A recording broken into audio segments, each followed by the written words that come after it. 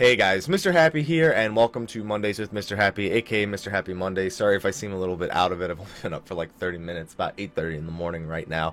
And before I get started with this week's Q&A, I just wanted to do a quick couple announcements. First of all, I want to wish everybody a happy holidays, Merry Christmas, Happy Kwanzaa, whatever it is you're celebrating. Hope you have a safe and happy holidays. I want to do it at the start of the show, so by the time I'm done with all the Q&A, I don't forget. Although I'm sure there will be somebody wishing me a happy holidays in the comment section of last week's video anyway. I also want to show you guys some of the gifts that I've gotten from a few friends of mine. The first one is a desk clamp right here for my microphone. It's been working really well so far. Now it's not as bad when I slam the desk out of, why did we wipe? Anyway. And the other gift I got was a t-shirt. And it's not the t-shirt I'm wearing. This is the t-shirt I made like a year and a half ago. It's this. Tell me that's not the greatest shirt you've ever seen. It is a French Hildebrand shirt. Not sure how well you guys can see it right there, but before I get asked this next week, apparently it was bought on Redbubble.com. I never heard of them before this shirt. But thank you, Little. Thank you, Mel, for the gifts. They are phenomenal. And on that note, let's answer some questions. Alright, so this first question I'm going to grab is one that I got on Twitter, but I also apparently got it under the YouTube video, so I might as well just answer it right away. What temperature is Emerald Carbuncle? I don't know if this is like a quiz question or if this is going to end in a really bad pun, but I'm just going to say 42 degrees Celsius. Next question's a little bit on the humorous side. Hey, Mr. Happy, what's the worst experience you've had in the Duty Finder? You know, even when I have bad experiences in the Duty Finder, I usually like to make light of them. So the only one I can really think of is one time I had a tank. I was queuing with two friends of mine, and we had a pug tank. And he wasn't really holding aggro that well on the first few enemies, so we were just like, it's not that big a deal. He was less geared than we were, so we were just like, you know, we're more geared, we're doing more damage. We didn't say anything, you know, whatever. We can get through trash, it's no big deal. Then we get to the first boss, and it's Tasha hard mode, by the way. And we all, you know, just started DPSing right off the bat, and we all pulled aggro, we all died. The tank was the last person to die. So we decided we weren't really paying attention to how he was playing, and we just assumed, oh wow, you know, like I knew we were that, but like we were even stopping, like we stopped for 15-20 seconds at a time, and he couldn't get aggro back. He had Defiance on, he's got it on right now, so I guess we'll give it one more try, and we'll just give him like 20-25 seconds at the start of the fight. So we did that. We gave him 20-25 seconds at the start, and then we started DPSing, and 20-25 seconds later, we pulled aggro and died again. And I remember the tank saying, I don't understand why people can't beat this first boss. I've wiped on it like 7 times today. And the next time we do it, we finally beat it, but that time we noticed that he wasn't using his Butcher's Block combo at all. And we said, hey man, listen, we noticed you're not using your Butcher's Block combo. You know, you really got to use that to hold aggro, because we're just going to rip it off you every time. And instead of, you know, saying like, oh, you know, oh, sorry, I didn't know, or something, he says, you don't need Butcher's Block as a warrior. I have Infuriate and Inner Beast. And we were like, yeah, but those are for mitigation. You need to use Butcher's Block to hold aggro. That's why we're pulling aggro every time. He refused. He's like, I have Flash, I have Overpower, I have Steel Cyclone, I have Inner Beast. He was literally naming everything but Butcher's Block. And, and so my friends decided, we gotta get we're never gonna beat this. Either we leave or we get rid of him. So we ended up vote kicking the guy, and we realized those abilities that he was naming was how you level off Fates. So if you level something to 50 off Fates, you should ask somebody what to do in dungeons before you went to dungeons. It was full item level 100 too. He had full soldiery gear. I don't know. But yeah, we weren't gonna beat it. We barely got past the first boss, only because our healer was a beast. So that's just what ended up happening. It was not that I made light of the situation. I thought it was interesting to say the least, but the refusal to listen, I couldn't tell if it was trolling. I couldn't tell what it was at all. So that's the worst experience I've ever had in the Duty Finder. Alright, let's answer a few quick ones, because I took a while to answer that one. Hey, Happy, I was just wondering, how long will the Ironworks gear be around for? Will it be one of the best armor to have until Heavensward? Yeah, they're not going to go past item level 130, or 135 in terms of weapons for until Heavensward. So, if you get your hands on the Ironworks weapons and upgrade it through the World of Darkness, or the Final Coil of Bahamut, or the Hunt, whatever you end up being able to do in 2.5, it'll probably be the best gear you can have until Heavensward. Next question, do you think we'll see Bahamut again in Final Fantasy XIV? Also, do you think we'll get a Bahamut egg Eggy sometime in the future. It would be badass. Everyone would love it. It'd be foolish for them to repeat the same mistake as in Final Fantasy XI. I don't think we'll see Bahamut again for, if at all, for many years. We'll probably see him referenced quite a bit in Heavensward, but we probably won't see or hear about him for a long time. As for a Bahamut Eggy, if they did that, it wouldn't be for like another 2 expansions probably. I mean, Bahamut's not exactly something you want to joke around with the power. I mean, a fragment of his power is a lot more than a fragment of all the other Primals' power, so it would be pretty tough lore-wise to get that in there. But they make their own lore, so they could find a reason for it to happen. Not saying it won't happen, just saying if it does happen, it won't happen for a very long time. And the next one, hello Senor Feliz, question for you. Do you think Alexander might be a bit more dungeony? I ask this because the one thing that disappoints me about the Coil is just how it's reduced to a bunch of boss fights. I think it kind of sucks since it's supposed to be a mega structure thing, yet the opportunity to explore it is wasted as each turn is relegated to a short jog or elevator ride to a boss fight. I realize that the boss fights, I gotta click read more. I realize that the boss fights themselves are at the core of the turn's difficulty, but do you think the rest of the environment can be implemented in a meaningful way? I must confess that prior to heading into turn 11, I expected something rather massive. The scenery sure didn't disappoint, but then the turn was over before I knew it. Cheers, mate. I would like to see that as well. I am totally for it being more dungeony, but I'm not just for it being more dungeony. I'm also for trash mobs being a little bit more influential, a little bit more RNG-based drops, you know, crafting recipes and rare gear that isn't exclusive to the gear that drops from the bosses. The only thing is, no, you know what? I was going to say there might be an issue with that, but no, there really wouldn't be. The only issue there might be is the way that crafting is done currently. But I mean, they could just make a master book drop or something like that, or I don't know. I would like to see something a little bit more dungeony as well. I completely agree. So, hopefully, but there's no way of knowing.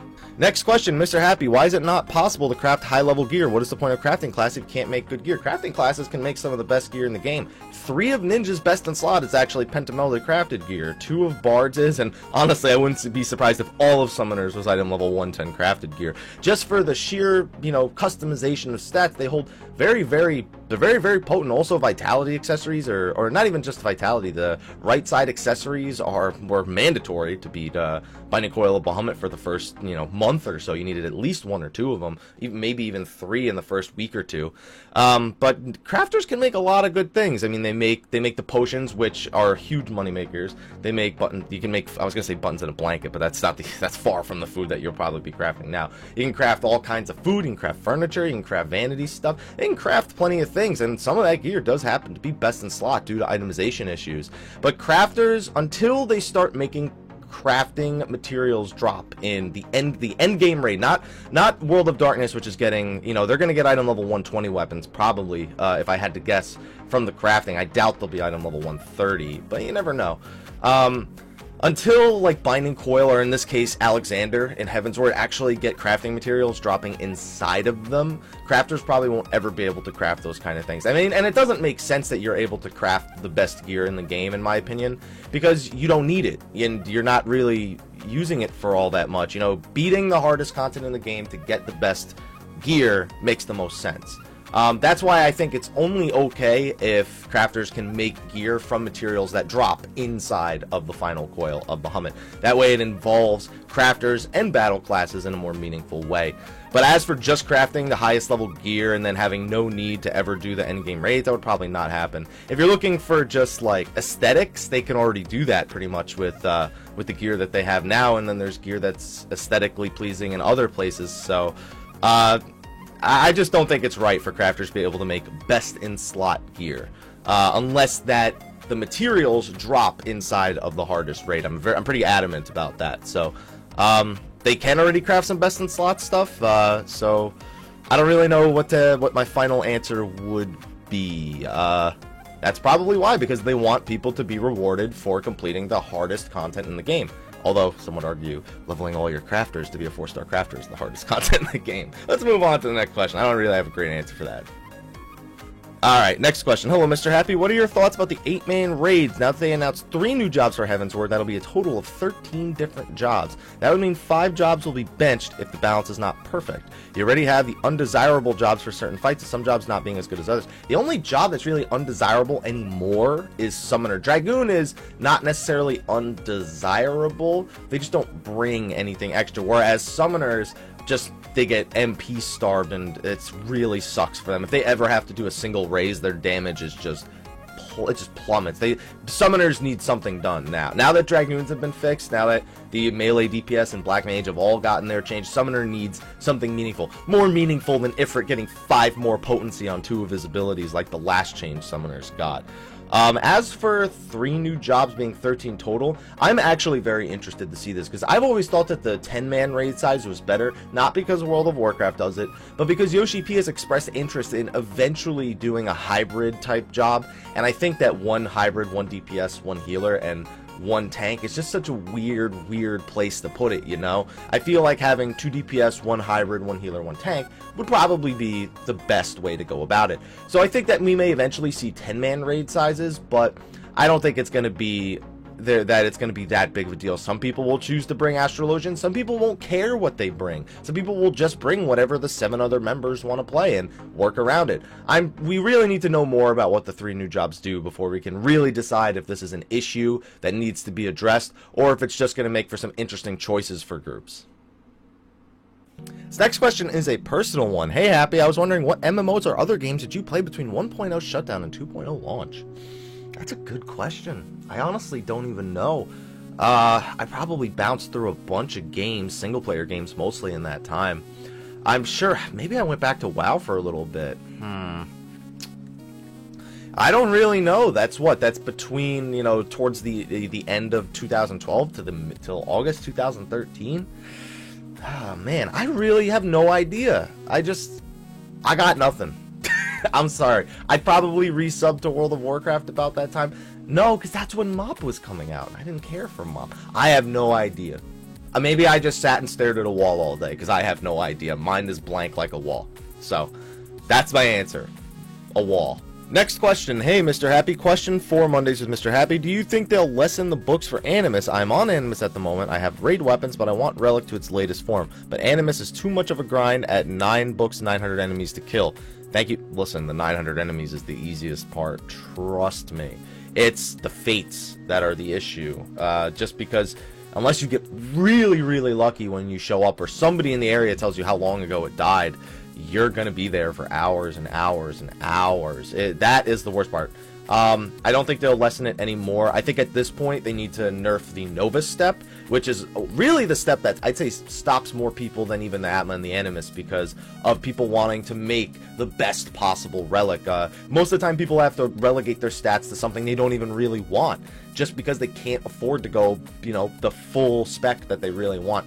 I think making 1 materia or 1 meld worth 2 points, so that way you need half the amount of Alexandrite and half the amount of materia, would probably be the best way to go about that, excuse me, but I don't see them changing the Animus books any more than they really have, other than making the Fates spawn a lot quicker. Alright, next question. I've got a question for next week. What happened to the fitness patch? Really like the concept that we all motivated and gave tips to each other. The fitness patch itself was just, after the first week, everyone thought it was a great idea. It just less and less and less and less and less. It was obvious people weren't sticking with it. And I myself was having trouble sticking with it as well. I still get some physical activity every day. I make sure that I get at least 30-45 minutes running around and whatnot.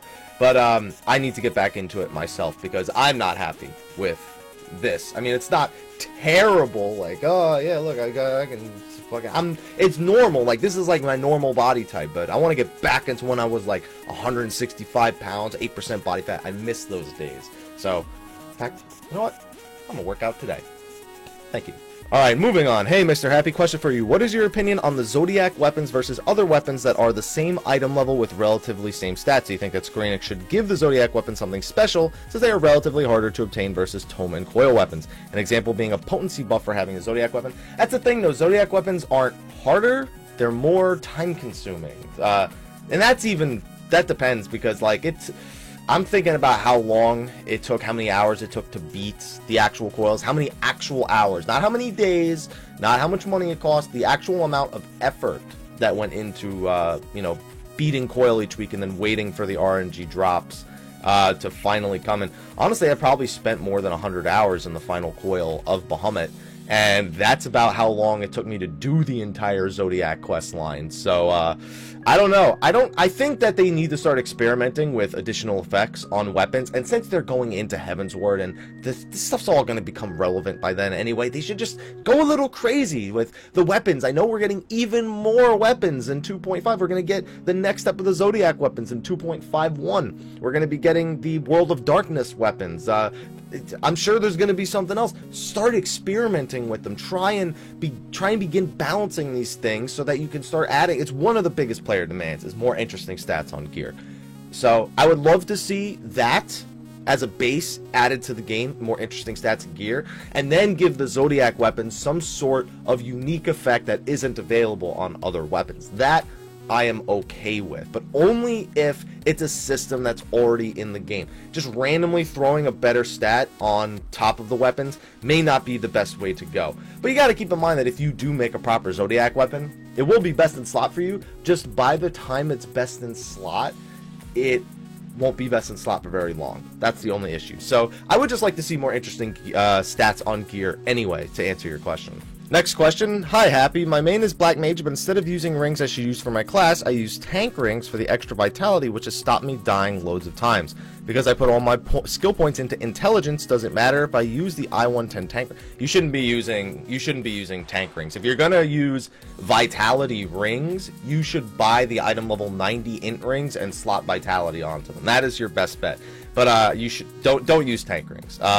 And yes, all your skill points should still be in int. I'm wondering what you're dying on. Unless you're dying in the final coil, like turn 12 and 13, in which case I would definitely recommend you get item level 90 rings with vitality slotted onto them. But other than that, there really shouldn't be. If you're all the way up to item level 110, the final coil should be the only thing where tank rings are saving you, assuming that it's not personal error where these tank rings are saving you.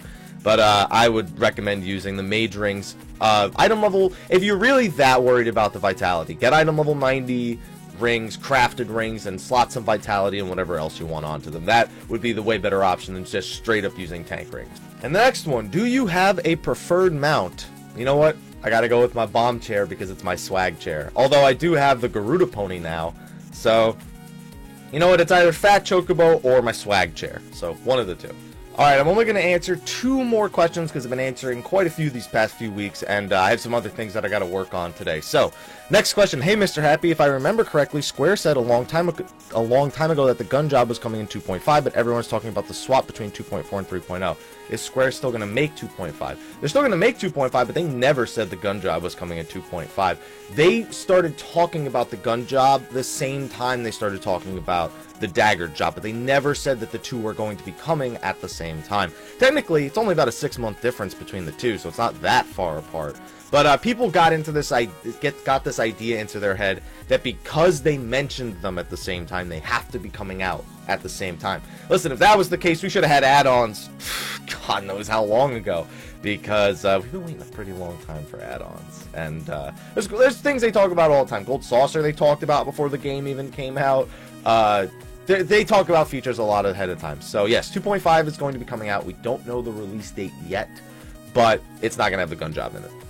And the last question I'm going to answer for this week is another quick one. Question for week 19. Have you noticed the carbuncle roaming around its own in Revenant's Toll and the Arcanist NPC that occasionally is looking for her? And do you think we might wind up seeing a quest about them? Maybe.